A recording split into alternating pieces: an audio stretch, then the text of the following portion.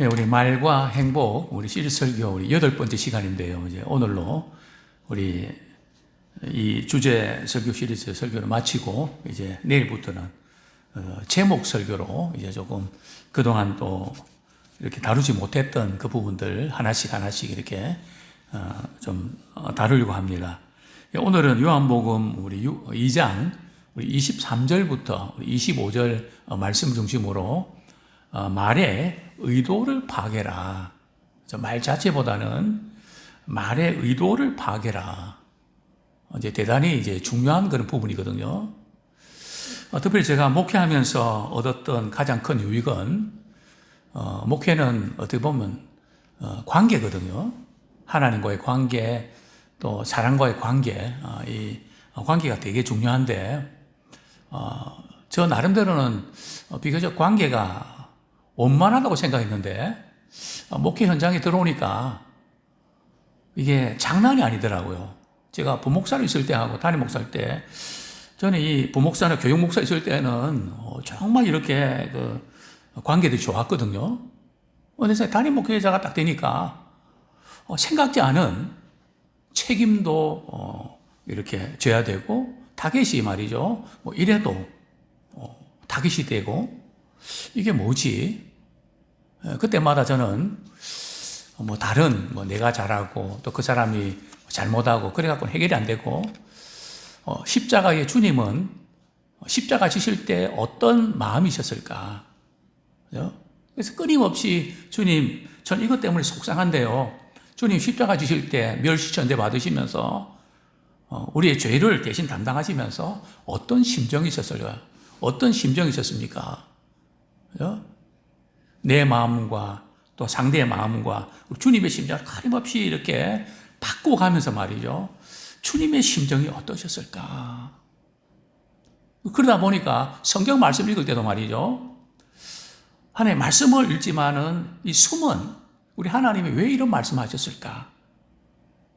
그 의도를 말이죠. 이렇게 알려고 애를 쓰게 되는. 사실 이게 우리 말이라는 게 사람의 마음을 어느 정도 전달할 수 있을까요? 또 어떤 때는 우리가 참 마음은 말이죠. 이제는 화해하고 잘해보자고 이렇게 갔다가도 오히려 그냥 말이 이상하게 나올 때도 많잖아요. 돌아올 때는 내가 그런 의도로 한 건 아닌데 내가 왜 그렇게 말을 했지? 그렇게 말이 나갔지? 그래서 우리 말의 숨은 뜻을 우리가 이렇게 이해한다는 게 쉽지 않은데요. 이게 굉장히 중요합니다. 우리 신앙생활에서도 굉장히 중요하고, 또 사회생활에서도 굉장히 중요하고요. 상사의 말을 바로 잘 간파하고 거기에 따라서 이렇게 대처하는 그런 분들이 인정을 받고 성공하게 되죠. 그런데 그렇지 못하면 우리가 또 공부도 그렇거든요. 공부 못하는 사람들은 막 그냥 전부 다 말이죠. 농담까지도 다 필기씁니다. 그 나중에는 뭐가 중요한지 모른단 말이죠. 그러나 공부 잘하는 분들은 얼굴을 보면서 말이죠. 계속 또 반복하는 말도 강조하는 분 보면서 저분이 지금 저런 의도로 이런 말하구나. 딱 중요한 거 말이죠. 몇 줄 딱 쓰면 그거 중심을 하면 윗사람이 인정받을 수 있거든요. 우리 신앙생활도 그렇지. 하나님 마음에 합한 사람으로 우리 하나님 이렇게 말씀하셨는데, 이렇게 말씀하시는 그 하나님의 본심이 뭘까? 예레미야 예가에 보면 이것은 하나님의 본심이 아니다. 본심은 다른 데 있다. 우리가 겉으로 때로는 하나님 때리시고 우리 힘들게 하시고 이런 부분이 있지만 본심은 다른 데 있단 말이에요. 그거를 우리가 읽어내야 되거든요. 부부 관계도 마찬가지고 부모와 자녀 관계도 마찬가지고요. 어쨌든 이런 부분에서 오늘은 이제 말의 의도를 파악을 해라. 일반적으로 이제 말의 의도를 그러면 이거는 성경적이지는 않고요. 일반 이제 사람들도 말의 의도를 어떻게 하면 잘 간파하는가. 거기에 대한 많은 책들도 나오는데요. 거기 보면 이런 이제 내용이 나오죠. 그 사람이 말할 때 그 단어, 그죠? 단어를 뛰어넘어서 그 말 속에 숨겨진 의미와 의도를 파악을 해라. 그죠? 그걸 어떻게 파악을 합니까?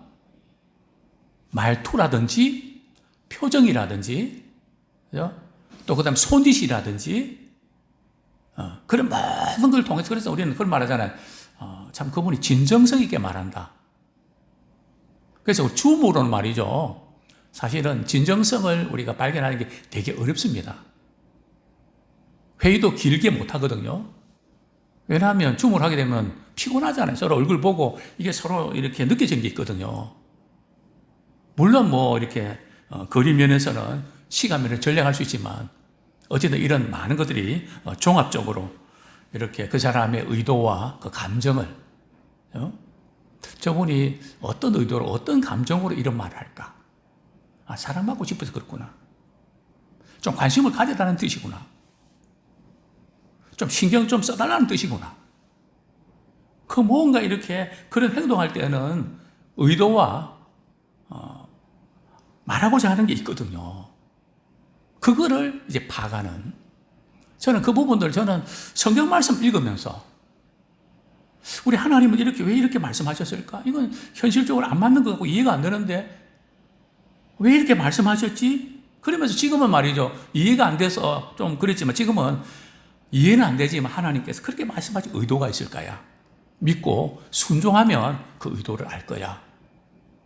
상당한 부분들은 이해가 돼서 순종하는 게 아니라 하나님을 신뢰하고 그분의 말씀을 믿기 때문에 믿고 이렇게 순종하면 의도가 그때 깨달아질 때가 많잖아요. 어쨌든 오늘 이 부분을 조금 다루고 싶습니다. 뭐 토끼랑 뭐 이런 여러 짐승들이 모여서 말이죠. 서로 이렇게 대화를 나누는데 이해가 잘 되겠습니까? 각자 자기 수준에서 말이죠. 자기 기분으로 말을 하잖아요. 토끼에 말하고 곰에 말하고 말이죠. 뭐 다 다르죠. 그죠? 기호도 다르고 생활 방식도 다르고 잠자는 습관도 다 다른데 그 다양한 사람들 모여서 말을 하는데 어떻게 이해가 될 수 있을까요? 아까 제가 말씀드린 부분을 조금 이렇게 정리해 봤는데요. 그래서 우리가 말을 이렇게 들을 때 제일 중요한 것이 뭐 경청이라는 말을 많이 쓰잖아요. 심리학에서. 공감이라는 말도 많이 쓰고요. 그죠? 그분의 말을 무시하고 그분 말하면 들을 게 없다. 이렇게 하는 게 아니라 관심을 갖고 저분이 말할 때 참 배울 것이 많다. 벌써 상대방을 대하는 태도가 달라져야 된다는 거죠. 그래 이제 말이 들어오게 되고 존중할 때에 그리고 또 말에 대해서 반응할 줄 아는. 어제 말을 하는데 더 틀렸다고 고쳐주려고 하면 말을 이렇게 말 안 하고 싶거든요. 인정받을 때 그랬냐고 대단하시네요. 맞장구를 쳐주고 제가 보면 공감 잘하는 분들 보면 말이죠. 우리 부모가 자녀할 때도 마찬가지입니다. 자녀가 무슨 이야기하면 쓸데없는 소리 한다. 그냥 말 대꾸도 해주고, 그렇게 정말 기발하구나. 그러면 자꾸 말하고 싶어지거든요. 그럼 고쳐주려고 하면은, 나 말 안 해. 말해도 소용이 없어. 이렇게 돼버리죠. 그리고 감사하는 말. 말할 때, 오늘 같이 이렇게 대화 나누면서 참 많은 거 배웠습니다. 우리 목사님과 만나서 대화 나누면 늘 그런 생각하지만 참 많이 배우고 배울 것이 많습니다. 오늘도 제가 많이 배웠습니다. 특별히 저는 지금 이제 우리 후배 목사님들 많이 계시잖아요. 제가 그런 이야기를 하면 우리 후배 목사님들이 굉장히 이렇게 미안해 하기도 하고 되게 좋아하는 것을 보게 됩니다. 관계라는 게 그런 거 아닐까요? 그러면서 이제 서로가 이렇게 반응한 것을 보게 되는데요. 특별히 우리 예수님께서 이렇게 복음서에서 대화하실 때 말이죠. 이런 거 못 느끼셨습니까? 제가 이렇게 성경 말씀 일일이 찾지는 않겠지만 예수님께 말이죠. 누가 질문합니다. 그런데 예수님께서 그 질문에 대답을 안 하시고 말이죠. 동문서답을 하시는 경우들이 종종 있습니다. 질문하고 다른 대답을 하신단 말이죠. 예수님이 질문의 내용을 이해를 못해서 그러실까요? 왜 동문서답을 하시는 듯한 말씀하실까요? 그리고 성경에 보면 예수님이 그렇게 말씀하십니다. 저희들의 중심을 아시고 저희들의 마음을 아시고 의도를 아시고 바리새인들이 예수님을 말이죠. 잡아 넘기려고 꼬투리 잡으려고 할 때 말이죠. 그들의 마음을 아시고 그리고 의도를 아시니까 예수님께서 물론 그분은 하나님이시기 때문에 뭐 인간의 어떤 말에서 뭐 꼬투리에 그렇게 잡히겠습니까? 그러나 의도를 아니까 도저히 뭐 이렇게 인간적인 어떤 답이 나올 수 없는데 그걸 뛰어넘은 답이 나오지 않습니까? 왜냐하면 그들의 마음을 아시고. 자, 오늘 본문 우리 같이 보겠습니다. 요한복음 2장 우리 23절에 보면 뭐 이런 내용이죠. 예수님께서 유월절에 말이죠. 성전 청결하는 사건들, 당시에 바리새인과 서인 종교 지도자들은 엄청난 충격이었죠. 당신이 무슨 그런 권위로 성전을 합니까? 그때 예수님께서는 이렇게 말씀하시죠. 뭐 표적을 좀 보여달라고 좀 하늘에서의 표적, 그죠? 성전을 헐라. 그러면 내가 3일 만에 일으키리라. 즉 예수님의 십자가 사건과 부활 사건을 의미하는 거죠. 이게 지금 전혀 이해가 안 되는. 이제 그러면서 이제 23절에 보면 말이죠. 예수님께서는 행하시는 많은 표적 보고 많은 사람들이 예수님을 이제 믿었거든요. 그러나 예수님을 믿는다고 해서 그들의 눈치를 보거나 그들에게 예수님은 자신을 맡기지 않습니다. 그들 인정해주고 안 해주고 뭐 여론이 어떠한지 뭐 그런 부분에 신경을 쓰지 않는다는 거죠. 왜 그럴까요? 34절에 보면 이는 친히 모든 사람을 아시며 무슨 생각하고 무슨 마음 가지고 어떻게 이렇게 하려는지를 아시니까. 그리고 사람에 대해서 누구의 증언도 받을 필요가 없었으니 이는 그가 친히 사람의 속에 있는 것을 아십니다. 사람의 속에 있는 것을 아는. 그러니까 우리가 이 대화를 할 때 말이죠. 그 사람의 마음에 들어갔다 나왔다 그래야 되거든요. 그게 공감이라는 거죠. 그 사람이 이런 지금 의도에서 지금 이런 말을 하는구나. 그 사람이 이해가 돼야 그 사람 말도 이해가 되거든요. 우리 하나님도 그렇지 않습니까? 우리 하나님의 말씀을 우리가 잘 이해하려고 그러면 하나님이 어떤 분이신지 알아야, 물론 하나님이 어떤 분인지 알려고 그러면 말씀을 통해서 아는 방법밖에 없죠. 또 우리의 삶을 통해서도 하나님 이런 분이구나. 이런 것들이 늘 삶 속에 쌓일 때에 말씀이 또 잘 이해가 되죠. 하나님은 이러이러한 맥락 가운데서 이렇게 말씀하죠. 때는 야단칠 때도 하나님의 본심은 이런 거지. 때는 우리가 징계당할 때도 우리 하나님은 나를 사랑하셔서 이렇게 하시는 거지. 이게 말로만 아니라 피부적으로 실제적으로 말이죠. 그 의도를 알면서 깨닫게 되고. 그래서 우리 신앙이 뭘까요? 누가 내 마음을 알았느냐? 누가 내 모세가 됐느냐? 또 빌립보서는 그런 말씀이 나오잖아요. 너희 안에 이 마음을 품으라. 곧 누구의 마음이? 예수 그리스도의 마음이니. 즉 예수 믿는 사람들은 예수님의 마음을 우리 갖고 있잖아요. 성령이 또 우리 안에 계시잖아요. 성령이 예수의 영이잖아요. 그렇기 때문에 우리가 예수님의 마음을 품고 그리스도 안에 있으면 우리의 말이나 우리의 모든 부분, 우리의 생각의 이런 부분들이 우리 하나님 주시는 그 은혜를 우리가 경험하게 되죠. 그래서 우리는 말보다 중요한 것은 말씀이죠. 말씀이 말이 되게 되죠. 그래서 성경은 너희 누구든지 말하려면 뭐 같이 하고요? 하나님의 말씀을 하는 것 같이 하고. 그게 연결되는 것을 보게 되는데요. 반면에 바리새인들은 말이죠. 예수님에 대해서 늘 꼬투리 잡을 때 어떻게 꼬투리를 잡았나요? 예수님이 특별히 안식일을 깨는 것처럼 느껴졌거든요. 당시에 안식일 규례 그런 전통을 보면 예수님이 안식일에 이렇게 병 고치는 거 꼭 그때 병 안 고쳐도 되는데 괜히 부딪히면서 말이죠. 어떻게 보면 예수님께서 안식일을 골라서 고치시는 것 같아요. 어떻게 보면 인간적으로 안타깝죠. 괜히 그냥 그렇게 부스럼 만드시는 거 아닌가? 근데 예수님 의도가 있단 말이죠. 왜냐하면 그들은 율법을 이야기하면서 안식일 이야기하면서 안식일의 주인이 인자다. 주인을 모른단 말이죠. 또 그들은 뭘 안 했다. 근데 예수님 늘 말씀하잖아요. 안식일에 선을 행하는 거, 악을 행하는 거 어느 것이 옳으냐? 바리새인들이 뭐라고 대답하죠? 노 코멘트입니다.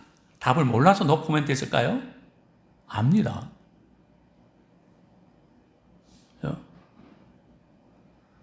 아무것도 안 하는 거. 근데 예수님은 그게 아니거든요. 살려야 되는 거, 선을 행하는 거, 하나님이 기뻐하시는 일을 행하는 거, 그것이 안식일에 우리 해야 될 일이다. 그들은 안식일에 조항에 묶였지만 예수님은 말이죠. 안식일에 율법의 정신을 붙잡고 있었다는 거죠. 율법의 정신이 뭡니까? 사랑이죠. 성경 율법과 선지자의 강령이 그거 아닙니까? 그래서 우리가 신앙생활을 하다가 자칫 잘못하면 조항에 묶여서 말이죠. 그 조항이 살리는 데 쓰지 못하고 죽이는 데 쓸 수 있다는 거죠. 법이요 막 이러면서 말이죠.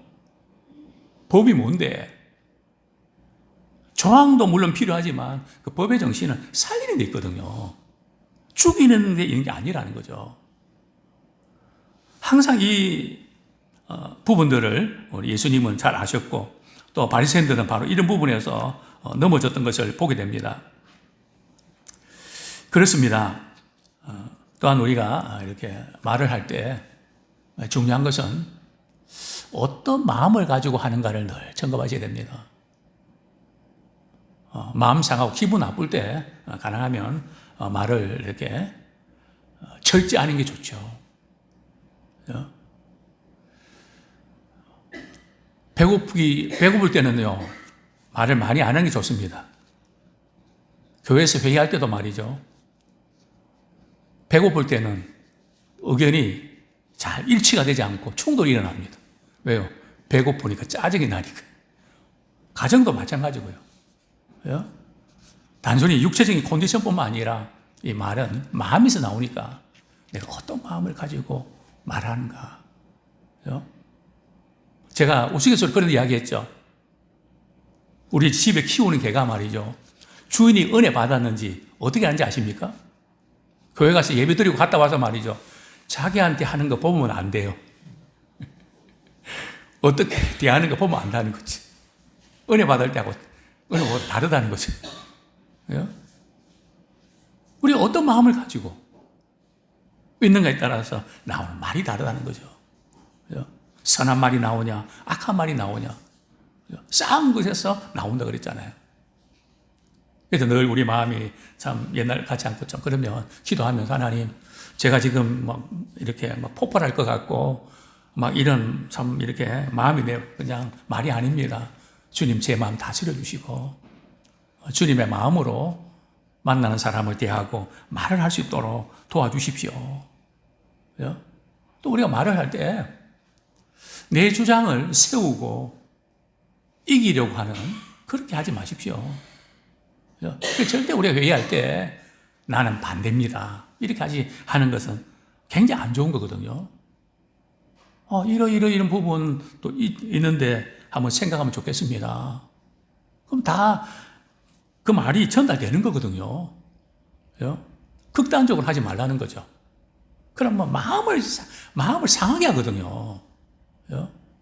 그래서 절대 강하게 하지 마십시오. 물론 우리가 진리 앞에서는 강해야 되지만 우리가 서로 말을 하고 이럴 때는 여지를 두고 또 다른 면이 있다는 걸 인정하면서 어떻게 하면 사랑으로 말이죠. 도와줄까? 어떻게 하면 격려해 줄까? 어떻게 하면 힘을 실어줄 수 있을까? 예수님과 대화 나눴던 그 사마리아 여인, 사실은 당시 유대인들을 사마리아는 상대 안 했잖아요. 그런데 예수님께서 말이죠, 유대인인데 사마리아 여인에게 말을 건넵니다. 당시에 우리 상황으로는 있을 수 없는 일이죠. 남자끼리도 이야기할 수 없는데 여자에게 말을 한다? 그것도 사마리아 여인에게. 첫 마디가 뭡니까? 물 좀 달라. 예수님이 정말 목마르셔서 물 좀 달라 하셨을까요? 물론 그럴 수도 있겠죠. 그러나 예수님의 목마름보다는 이 여인의 목마름을 채워주고 싶어 하셨던 거죠. 그러면서 이런 벌써 대화를 건네려 자기를 상대해 주니까 말이죠. 아무도 말을 건네주지 않는데. 간혹 제가 이 종로에 회의가 있어서 나가면 말이죠. 전철 타고 나가면 누가 저를 부르는 것 같아요. 그 뒤돌아보면 아는 사람 아무도 없어요. 뭐 당연하죠. 누가 불러주면 좋겠는데. 이런 분들이 얼마나 많은데요. 특히 연세 드신 분들은 하루 종일 말이죠. 전화 옵니까? 그래서 자기 이름도 잊어버리잖아요. 하도 불러주는 사람이 없으니까. 자기 존재 가치도 상실해버리고. 근데 주님이 우리를 부르셨잖아요. 또 믿음의 성도들이 서로 교제하고 참 얼마나 아름답고 복된 시간입니까? 예수님께서 사마리아 여인에게 말을 건네고, 그리고 그 여인의 가장 깊은 부분, 목마름. 내가 생수를 주겠다고. 영원히 목마르지 않는 생수가 있다고. 그러니까 말이죠. 늘 물도기 힘든데 목마르는 생수 문제를 이야기하니까 눈이 번쩍 뜨이는 거죠. 가장 자신에게 절실히 필요한 부분 아닙니까? 그 부분을 딱 건드렸단 말이죠. 그리고 이런저런 대화하시면서 뭐라고 말씀하십니까? 내 남편 데려와. 남편 없는데요. 맞아. 지금 남편은 내 남편 아니야. 도대체 이 앞에 서신 분이 도대체 누굴까? 나에 대해서 이렇게 잘 알고. 그러면서 마음이 열리면서 내가 메시아 만났다고 해갖고 뭐 동네 가서 막 전도의 문이 열리지 않습니까? 그 성격도 바뀌고 말이 바뀌지 않습니까? 사람들하고 말하기도 싫고 대하기도 싫은데 예수님 만나고 이렇게 표정이 바뀌고 말이 바뀌지 않습니까? 그렇습니다. 자, 두 번째로 우리가 다루고 싶은 부분은 당신은 이제 말을 선택하라. 참 우리가 이 말을 하게 되면 그것을 잘 우리 이해하는 경우도 있지만은 오해하는 경우도 참 많습니다. 물론 그것은 말을 하는 사람의 좀 표현이나 뭐 논리나 이런 게 부족해서 그렇지만 또 그것을 듣는 분들이 해석할 때 상황에 대한 해석에서 이제 문제가 생기는 경우가 많죠. 특별히 우리는 이걸 조심해야 됩니다. 힘들고 어려울 때 말이죠. 나를 좀 이렇게 힘들게 했던 사람에 대해서 상대는 그렇게 말한 것도 아니고 그렇게 생각하지도 않는데 그랬을 거야 라고 생각하면서 믿어버리는 거 있죠. 사단은 그렇게 틈을 탑니다. 저도 마찬가지입니다. 뭐 부부관계에서 좀 때로는 섭섭했던 부분들, 뭐 그런 부분들을 생각이 들어옵니다. 그런 문제가 생길 때 그 대상이 뭐 자녀 문제든 뭐 친구 문제든 성도 문제든 그런 문제 생길 때 어떻게 하죠? 제가 목회를 한 30년 하면서 느끼는 부분들은 말이죠. 그게 사실이 아닌데 틀림없는 사실로 믿어버리고 있다는 거죠. 집사님, 그거 아니에요. 그거 사실 아니에요. 근데 그걸 사실로 믿어버리는 거죠.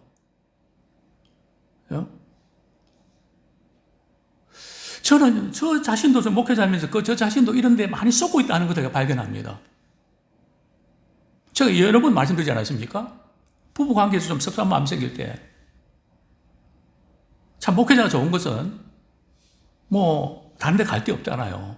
다른 걸 풀 거 없잖아요.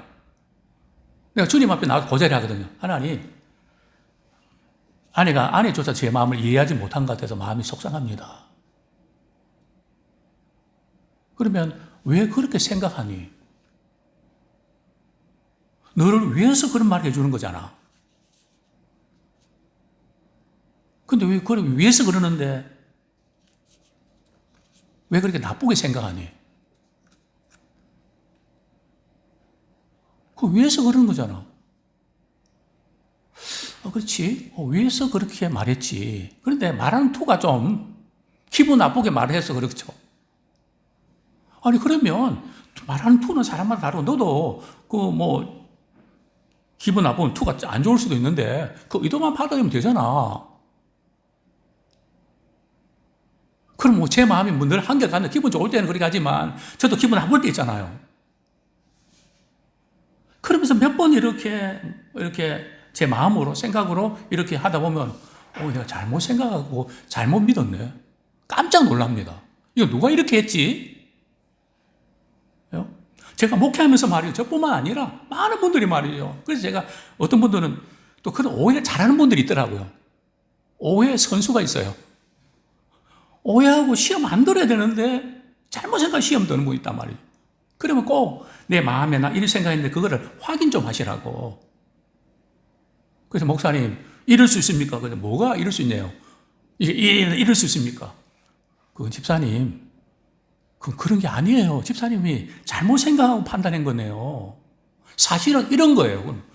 그런가요? 우리 그리스도인이 영적인 전쟁이 있기 때문에 이게 속기 쉽습니다. 보십시오. 에덴 동산에도 그런 일이 일어났잖아요. 하나님을 불신하고 하나님을 오해하도록 사단이 말이죠. 이렇게 하와를 유혹하잖아요. 그리고 그 말을 믿어버리잖아요. 정말 이렇게 목회하면서 모든 목회자가 마찬가지일 겁니다. 그렇게 기도하고 사랑하고 좋은 관계인데 어느 사소한 그런 어떤 문제 하나로 말이죠. 목사님 어떻게 그럴 수가 있으세요? 우리는 좀 사람이 실수하고 해도 그분은 이런 분이야. 그 큰 테두리 내에서 생각하고 소화를 시키는데 그 한 명만 딱 가지고 그랬다더라 해갖고 말이 그냥 그게 교회 시험 들잖아요. 잘못 곡해해서.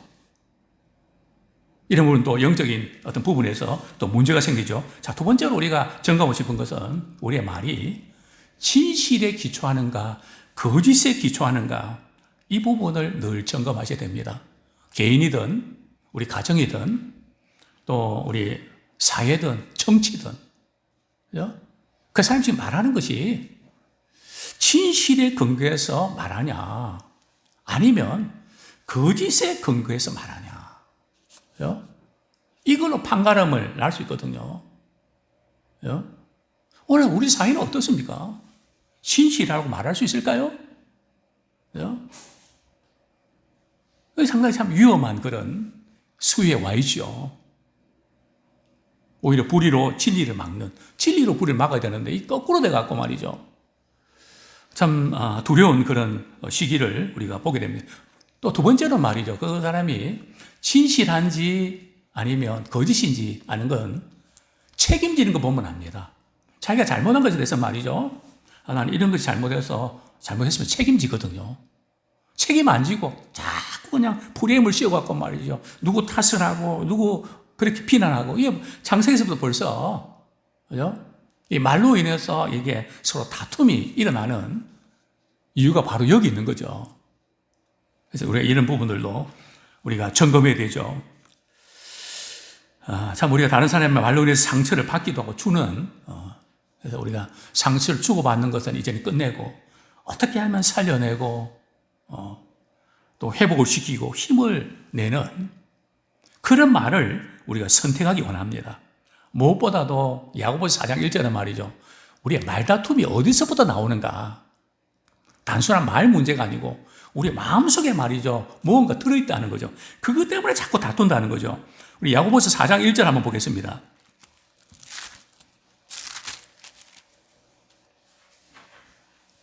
야고보서 4장 1절 같이 읽겠습니다. 시작. 너희 중에 싸움이 어디로부터 다툼이 어디로부터 나느냐? 너희 지체 중에서 싸우는 정욕으로부터 나는 것이 아니냐. 그죠? 우리 속에 말이죠. 마음속에 뭐가 누가 무슨 말을 하면 참지 못하고 그냥 이렇게 대들고 반항하고 이런 것들이 있어서 그렇다는 거죠. 그죠? 그러니 바로 거기서부터 온다는 거죠. 그래서 우리가 이 말을 우리가 어떤 마음을 가지고 말하는가 이게 참 중요한데요. 그렇습니다. 우리의 이런 말다툼은 단순한 어떤 견해 차이가 아니고요. 우리 성경은 이렇게 말씀합니다. 에베소서 6장 12절. 물론 견해나 입장 차이가 없다는 거 아닙니다. 그죠? 제가 말씀드린 것은 다른 차원이 있다는 거죠. 에베소서 6장 12절. 같이 읽겠습니다. 시작. 우리의 씨름은 혈과 육을 상대하는 것이 아니요 통치자들과 권세들과 이 어둠의 세상 주관자들과 하늘에 있는 악의 영들을 상대함이라. 그죠? 배후에서 공격하고 이렇게 다투게 만드는 부분들은 이 악한 영들 말이죠. 그리고 요한계시록 보면 그죠? 그 말을 통해서 개구리의 영, 더러운 말을 하는 이런 것이 결국은 지도자를 통해서 그죠? 또 정치 지도자들 또 다른 지도자를 통해서 그렇게 더럽히는 그것을 성경이 예언하고 있지 않습니까? 그게 틀리지가 않죠. 어쨌든 이 말은 영적 전쟁이다. 이제 말씀을 좀 정리하면 좋겠습니다. 말이 바뀌면 인생이 바뀝니다. 우리 복음을 말이죠. 말에도 적용시켜야 됩니다. 내가 어떻게 복음을 통해서 구원받고 주님의 사랑받았는지. 그죠? 그 복음을 우리 가정에 우리가 자녀들과 부부사이 대화할 때도 또 다른 분도 대화할 때도 하나님 그 사랑을 받은 그 사랑을 흘려보내는 그런 마음으로 우리가 말을 한다면 우리가 말을 잘하고 못하고 떠나서 적어도 이것을 피할 수 있습니다. 너희 입에 말이죠. 입 밖에 더러운 말 하지 마라. 그죠? 예수 믿는 사람들은 말씀이 담겨져 있기 때문에 말이죠. 우리 안에 성령님이 계시기 때문에 물론 우리가 때로는 실수해도 욕하고 그냥 그런 하는 그 부분들이 때로는 실수해서 그럴 수도 있지만 우리는 늘 그 성령 안에서 우리 돌아보면서 회개하고 돌이키잖아요. 우리 안에 있는 성령께서 말씀하시잖아요. 그거 아니지. 그죠? 더러운 말 하지 마라. 그죠? 입 밖에도 내지 말고 듣는 사람에게 은혜 끼치고 덕이 되고 소용이 되는 말 해라. 경우에 합당한 말을 해라. 그죠? 그래서 참 말을 통해서 그죠? 살리는 그런 우리가 되기를 소원합니다. 무엇보다도 우리가 악한 말을 하면 세상에서도 지옥을 경험하고요. 우리가 선한 말을 하면 이 세상에서도 천국을 경험합니다. 그래서 우리는 예수 믿고 구원받고 천국 간다. 맞습니다. 그러나 우리 천국 가는 사람은 이 세상에서도 천국을 누리면서 살아갑니다. 우리 생각이나 감정이나 말이나 이 모든 것이 그 천국의 모델하우스가 뭡니까? 주님 안에 거하는 삶 아닙니까? 우리 맛보기를 지금 보고 있거든요. 뿐만 아니라 우리가 성령 충만하면 말이 바뀝니다. 우리 성경 말씀 한 구절 읽고 우리 말씀 맺겠습니다. 사도행전 2장 4절.